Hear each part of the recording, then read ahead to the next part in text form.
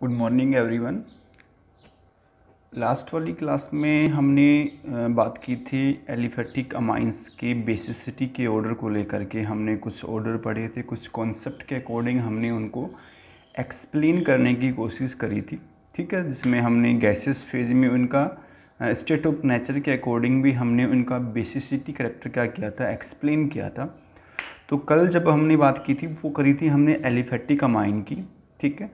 आज जो हम जो कंपैरिजन पढ़ेंगे वो एरोमेटिक अमाइन का पढ़ेंगे, अमोनिया के साथ में या किसी एलिफेटिक अमाइन के कंपेयर में। कहने का मतलब बेसिसिटी का ऑर्डर हम किसके रेस्पेक्ट में पढ़ेंगे, यहाँ पर एरोमेटिक अमाइन की रेस्पेक्ट में पढ़ेंगे। तो ये देखेंगे कि एरोमेटिक अमाइन कंपोनेंट की बेसिसिटी कम होती है या ज़्यादा होती है अमोनिया से, या एलिफेटिक अमाइन से कम होती है तो क्यों होती है, ज़्यादा होती है तो क्यों होती है। ये सब इस क्लास के अंदर हम बात करेंगे। तो आप देखो, आप स्टार्टिंग से टर्म क्या है हमारे पास में, हमें देखना है कि बेसिसिटी कंपैरिजन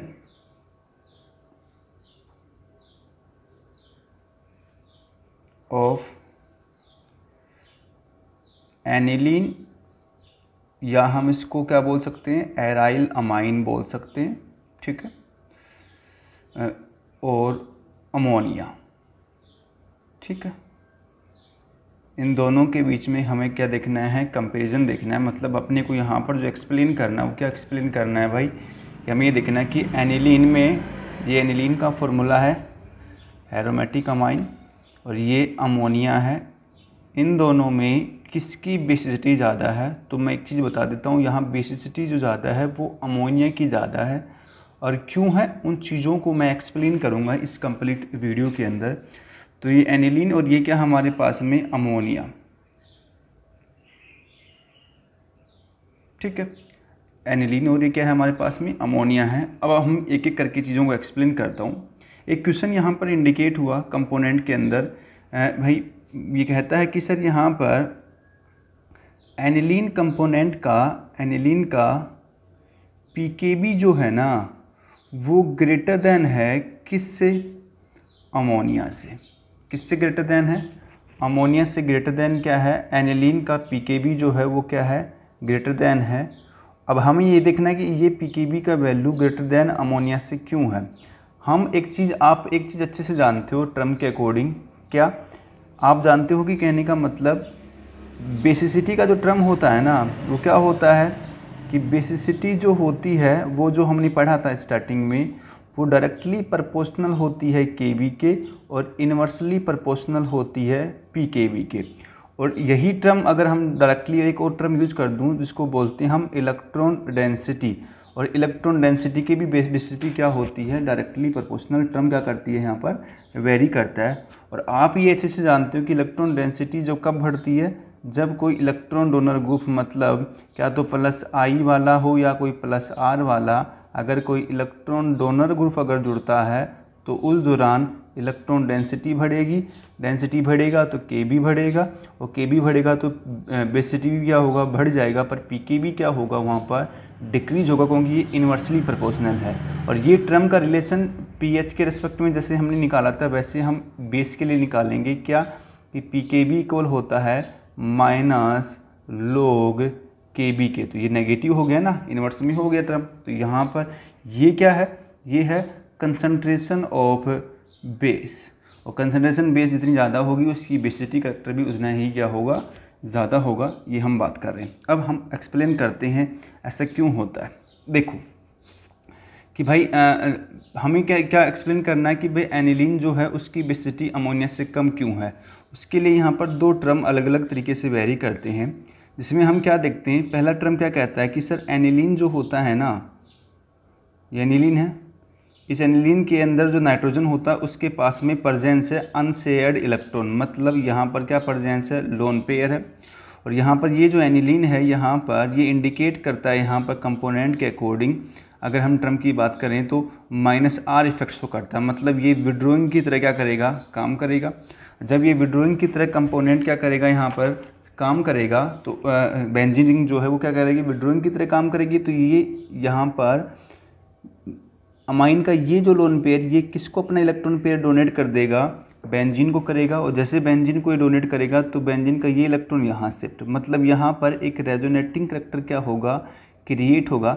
मतलब यहाँ पर इलेक्ट्रॉन के कंजुगेशन, इलेक्ट्रॉन का कंजुगेशन होगा, मतलब अमाइन के जो लोन पेयर है उसका कंजुगेशन होगा किसके साथ में, बेंजीन रिंग के साथ में। और जब ये कंजुगेशन होगा तो वहाँ पर रेजोनेंस होगी, और ये एनिलीन जब डोनेट कर देगा तो एलिन के ऊपर डेंसिटी घट जाएगी। तो ये तो पॉजिटिव चार्ज, इसने इसको डोनेट किया, यहाँ नेगेटिव चार्ज, ये बॉन्ड यहाँ शिफ्ट। अभी रेजोनेंस और करो, ये बॉन्ड यहाँ शिफ्ट, ये बॉन्ड यहाँ शिफ्ट, रेजोनेंस हो रही है। देखो आप रेजोनेंस देखते जाना, इसके अंदर क्या टर्म वेरी कर रहा है, ये बॉन्ड यहाँ शिफ्ट, ये यहाँ डबल बॉन्ड NH2 का पॉजिटिव, ये यहाँ पर शिफ्ट हो गया। अगला क्या कह रहा है मेरे पास में, ये बॉन्ड यहाँ, लेने वाले पे चार्ज नेगेटिव है, देने वाले पे चार्ज हमेशा कैसा होता है, पॉजिटिव वेरी करता है। फिर लास्ट में ये जो नेगेटिव वाला ये यहाँ शिफ्ट हो जाएगा और ये यहाँ चला गया। मतलब लास्ट में अपने को क्या एनिलीन जो मिला वो क्या मिला, ये मिला वापस। तो कितनी ओवरऑल कितनी रेजोनेंस बनी, 5, 1 2 3 4 और 5। अब रेजोनेंस हमें पता है कि यहाँ पर नंबर ऑफ रेजोनेंस क्या हो रही है, ज़्यादा बन रही है कंपोनेंट के अकॉर्डिंग, ठीक है। तो अपना जो मेन मुद्दा है कि इसकी विसिसिटी कम क्यों होती है, वो क्या है कि एनिलीन जो होता है उसके जो लोन पेयर हैं वो क्या करते हैं, कंजुगेशन करते हैं किसके साथ में, बेंजीन के साथ में। और जैसे ही बेंजीन के साथ में कंजुगेशन करेंगे तो यहाँ पर इस एनिलीन कंपोनेंट के अंदर इस टर्म की इलेक्ट्रॉन डेंसिटी क्या होगी, घटेगी। तो इलेक्ट्रॉन डेंसिटी अगर घटेगी तो यहाँ पर कॉमन सी बात है, ये कंपोनेंट जो है क्या नहीं कर पाएगा, जो है H पॉजिटिव आयन एक्सेप्ट नहीं कर पाएगा। और जब यहाँ पर H positive ion acceptor tendency नहीं होगी तो कंपोनेंट का बेसिक करैक्टर भी क्या होगा, कम होगा। क्योंकि आप ये अच्छे से जानते हैं कि जहाँ पर कंपोनेंट के अंदर जो H पॉजिटिव लेते हैं वो बेस होते हैं और H पॉजिटिव देने वाले क्या होते हैं, एसिड।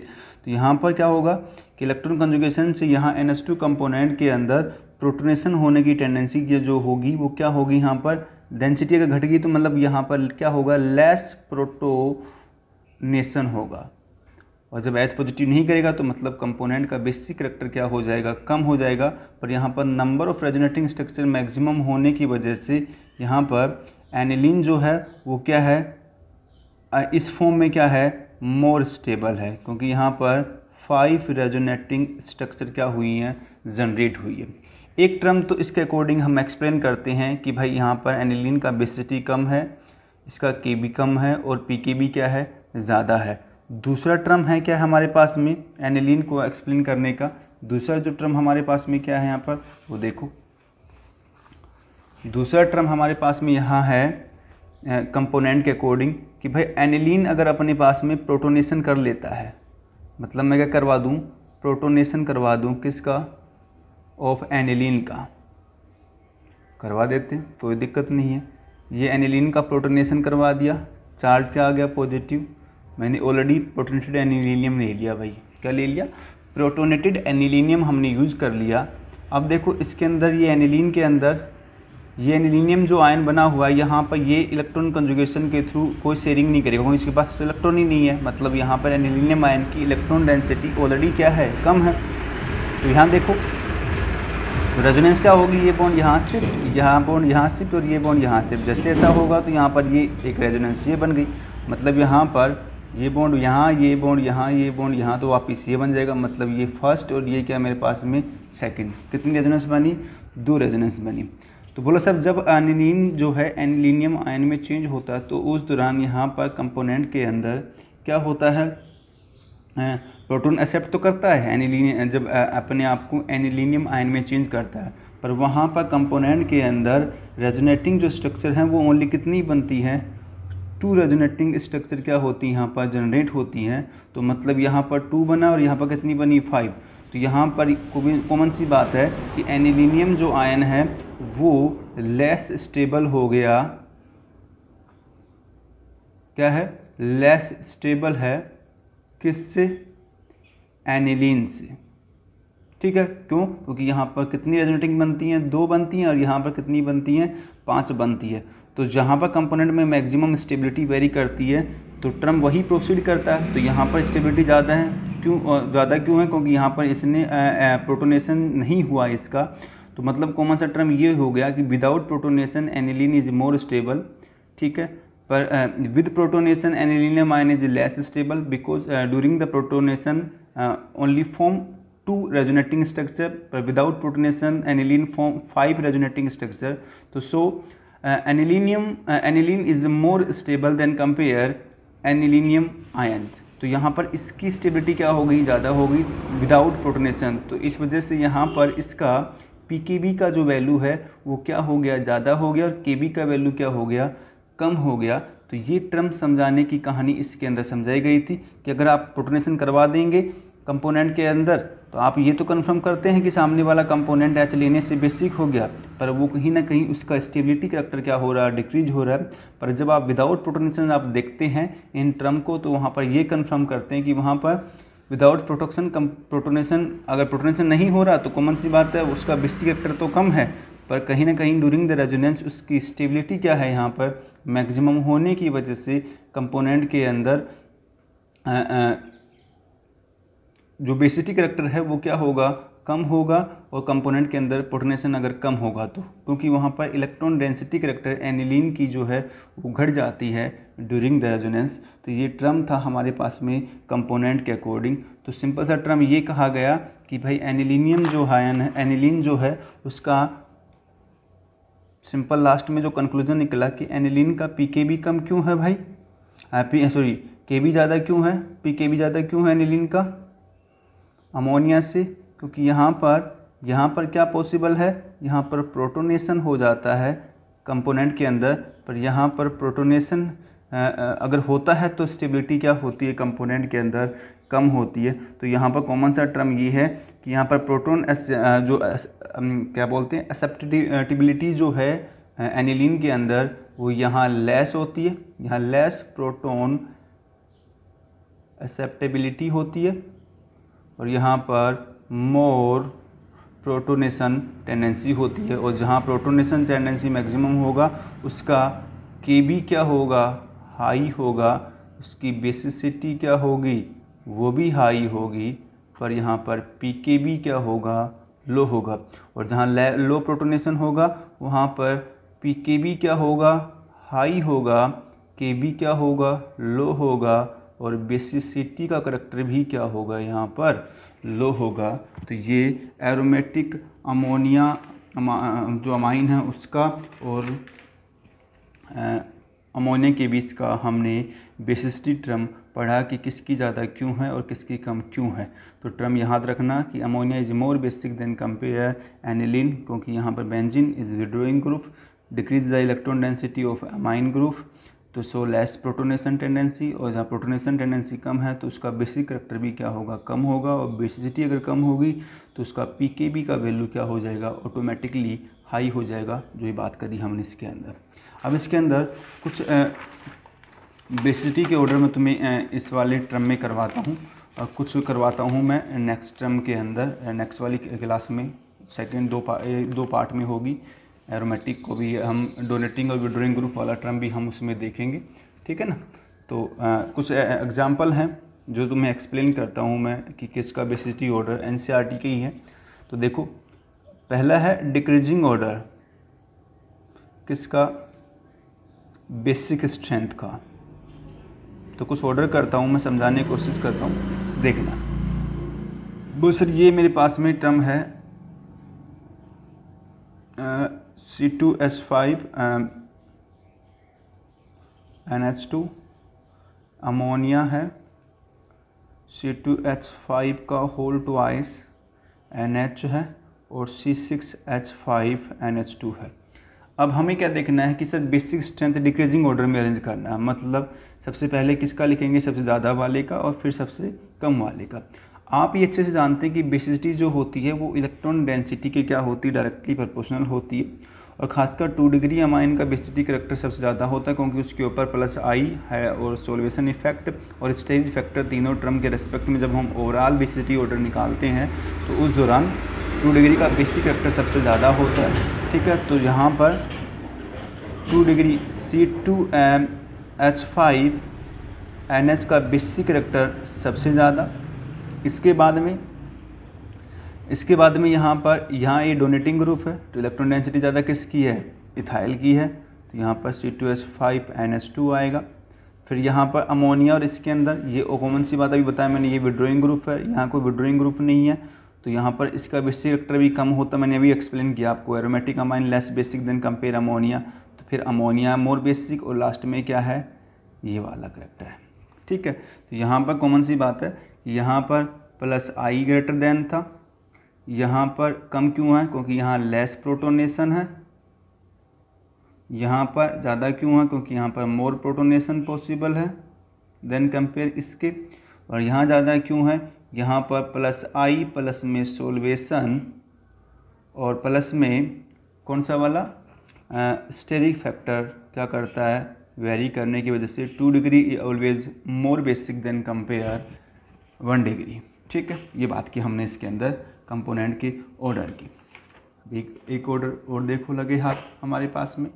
ठीक है, इंक्रीजिंग ऑर्डर, कुछ बचे हुए ऑर्डर कल वाली क्लास में, कल मैं एरोमेटिक वाले का टर्म और कुछ बेसिस ऑर्डर कल वाली क्लास में कराऊंगा। देखो नेक्स्ट है इंक्रीजिंग ऑर्डर किसका, बेसिक सिटी का। ठीक है, इंक्रीजिंग ऑर्डर देखना बेसिसिटी का, एक ऑर्डर में लिखता हूँ C6H5NH2, फिर हमारे पास में C6H5CH2NH2, फिर हमारे पास में है अमोनिया का, और फिर हमारे पास में C2H5 का होल ट्वाइस NH, और फिर है C2H5NH2। इंक्रीजिंग ऑर्डर में अपने क्या करना, अरेंज करना है। अब एक चीज़ तो आप यहाँ क्लियर कर लो कि 2 डिग्री है, ये 2 डिग्री है, ये 1 डिग्री अमाइन है। ठीक है, अब यहाँ पर ये भी 1 कैसा है, 1 डिग्री अमाइन टर्म वेरी कर रहा है, तो यहाँ 2 डिग्री वाले का बेसिसिटी सबसे ज़्यादा होता है, क्योंकि मैं ऑलरेडी तुम लोगों को एक्सप्लेन कर चुका हूँ क्यों होता है। फिर किसका है, 1 डिग्री वाले का है, इथाइल वाले का है। ठीक है, फिर कौन आएगा यहाँ पर, क्योंकि यहाँ पर 2 एल्काइल ग्रुप है, यहाँ 1 एल्काइल ग्रुप है, तो यहाँ प्लस आई स्ट्रॉन्गर है देन कंपेयर इसके, तो इलेक्ट्रॉन डेंसिटी ज़्यादा इसकी है, तो बेसिसिटी भी ज़्यादा किसकी होगी, इस वाले की होगी। ठीक है, फिर क्या है मेरे हमारे पास में, इसके अंदर प्लस आई कम है इसके कंपेयर में। फिर है अमोनिया में और इनमें एल्काइल ग्रुप, इसमें है एल्काइल ग्रुप, इसमें नहीं है, इसमें विड्रॉइंग ग्रुप है बेंजीन, तो यहाँ पर एक एल्काइल ग्रुप है जिसके अंदर पार्शियल डोनेटिंग और विड्रॉइंग दोनों कैरेक्टर वेरी करते हैं, पर इसकी इलेक्ट्रॉन डेंसिटी इस वाले कंपेयर में क्या होगी, ज़्यादा, क्योंकि यहाँ पर अमाइन ग्रुप डायरेक्टली बेंजीन से नहीं एल्काइल ग्रुप से जुड़ा हुआ है, तो ये एक तरीके से क्या करेगा, इसकी इलेक्ट्रॉन डेंसिटी बढ़ाने का काम करेगा। पर इसकी डेंसिटी, इसका डेंसिटी प्लस आई जो है वो इसके कंपेयर में क्या है, लेस है इसके कंपेयर में। तो यहाँ पर अमोनिया और इसमें कौन बेसिक, अमोनिया मोर बेसिक, क्योंकि यहाँ पर एनिलीन जो है उसमें बेंजीन इलेक्ट्रॉन विड्रॉइंग की तरह काम करता है, ये माइनस आई या माइनस आर इफेक्ट शो करेगा कंपोनेंट के अकॉर्डिंग, तो यहाँ पर इलेक्ट्रॉन डेंसिटी लेस है, और डेंसिटी अगर लेस है तो बेसिसिटी भी कैरेक्टर क्या होगा, घटेगा। ये दूसरा ऑर्डर था बेसिसिटी का। तो आई होप आपको ये समझ में आया होगा, और प्लीज़ सभी स्टूडेंट जो है वो चैनल को सब्सक्राइब कर दें, ताकि आपको नोटिफिकेशन जो हैं वो मिलती रहे, जो नई वीडियो जो मैं बनाऊंगा आप कंटिन्यू आगे यूट्यूब चैनल पे ही बनेंगी।